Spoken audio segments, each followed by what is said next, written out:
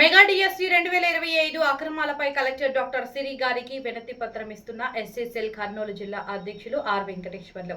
డిఎస్సిలో అక్రమాలపై సిబిఐతో దర్యాప్తు చేయించాలి. డిఎస్సి అభ్యర్థుల మెరిట్ జాబితాను కలెక్టర్ ఆఫీసులో ప్రదర్శించాలి. ఈ రోజు కర్నూలు కలెక్టర్ ఆఫీసు ఎదుట డిఎస్సి అక్రమాలపై వైసీపీ ఎస్సీ విభాగం ఆధ్వర్యంలో నిరసన కార్యక్రమం చేపట్టడం జరిగింది. నిరసన కార్యక్రమాన్ని ఉద్దేశించి ఆర్ వెంకటేశ్వర్లు మాట్లాడుతూ గత డిఎస్సిలో అక్రమాలు జరగడం వల్ల ఎస్సీ అభ్యర్థులు మరియు పేద బడుగు బలహీన వర్గాల అభ్యర్థులకు తీవ్ర నష్టం జరిగిందని వెంకటేశ్వర్లు ఆవేదన వ్యక్తం చేశారు. డిఎస్సిలో స్పోర్ట్స్ కోటాలో అర్హులైన అభ్యర్థులకు న్యాయం చేయాలని కోరారు. డిఎస్సి అక్రమాలపై సిబిఐతో విచారణ చేయించాలని డిమాండ్ చేశారు.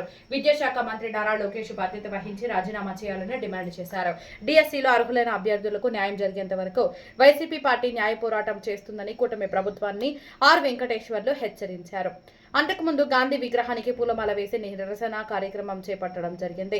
ఈ కార్యక్రమంలో వైసీపీ ఎస్సీసీఎల్ జిల్లా ప్రధాన కార్యదర్శి కన్నెమరకల వెంకటేష్, ఉపాధ్యక్షులు అవతారం గంధం చంద్రశేఖర్, ఎస్సీసీఎల్ జిల్లా executive member Suresh, vice MPP Vemanna, Pattikonda SCCL నియోజకవర్గ అధ్యక్షులు నారాయణ దాసు, కోడుమూరు ఎస్సీసీఎల్ నియోజకవర్గ అధ్యక్షులు బొజ్జన్న, మంత్రాలయం నియోజకవర్గం అధ్యక్షులు జయపాల్, మండల ఎస్సీసీఎల్ అధ్యక్షులు పొదిరిపాడు వెంకటేశ్వర్లు, ఎగ్జిక్యూటివ్ మెంబర్ చిత్రకంటి మల్లికార్జున, రేలంపాడు ప్రతాప్ పాల్గొన్నారు.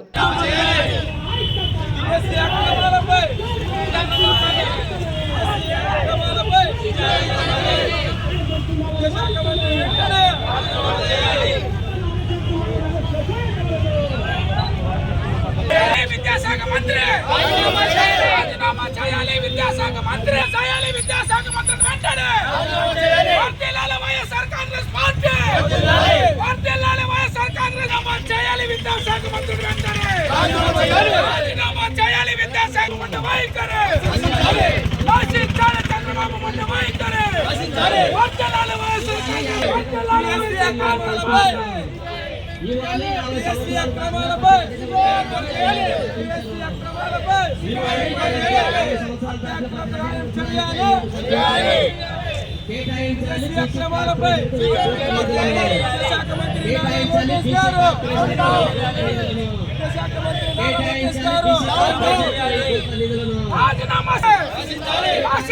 చంద్రబాబు మంత్రి వైఖరి.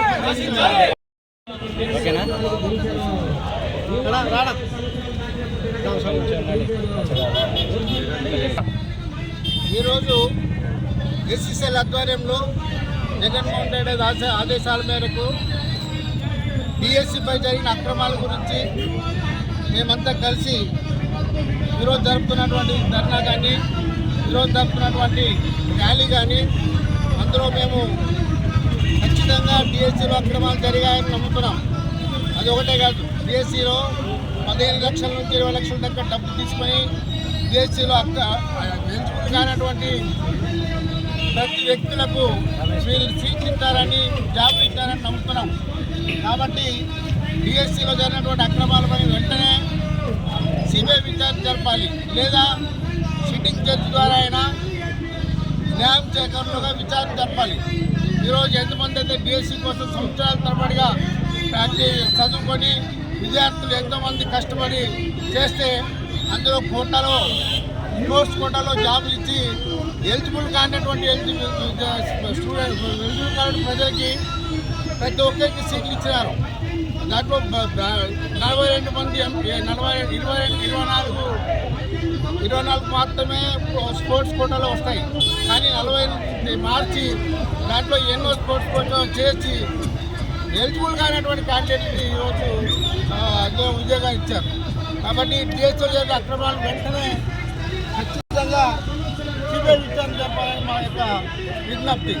చంద్రబాబు కానీ కూటమి ప్రభుత్వం కానీ చేసిన మోసాలు ఎన్నో ఉన్నాయి, ప్రజలకు ఏమీ చేయలేదు. కానీ మేము మాత్రం సూపర్ 6 అని అమలు చేసినామని చెప్తారు. కాబట్టి ఇట్లాంటివి ఎన్నో ఉన్నాయి. కాబట్టి వీటన్నిటిపైన మాకు ఈ కూటమి గవర్నమెంట్ పైన నమ్మకం లేదు. కాబట్టి ధర్నా చేయాల్సి వచ్చేది. వెంకటేశ్వర్లు, ఎస్సీసీఎల్ జిల్లా అధ్యక్షుడు, కర్నూలు జిల్లా.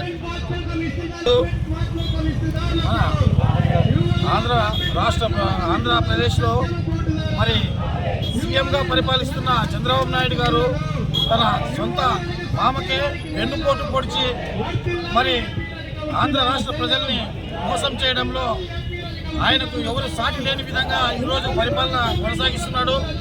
సొంత మామకి వెన్నుపోటు పొడిచిన వ్యక్తి ఈరోజు స్టూడెంట్స్కి మరి ఎంతో కష్టపడి చదువుకున్న విద్యార్థులకు డిఎస్సి విద్యార్థులకు వెన్నుపోటు పడడంలో ఎటువంటి ఇది లేదని తెలియజేస్తున్నాం.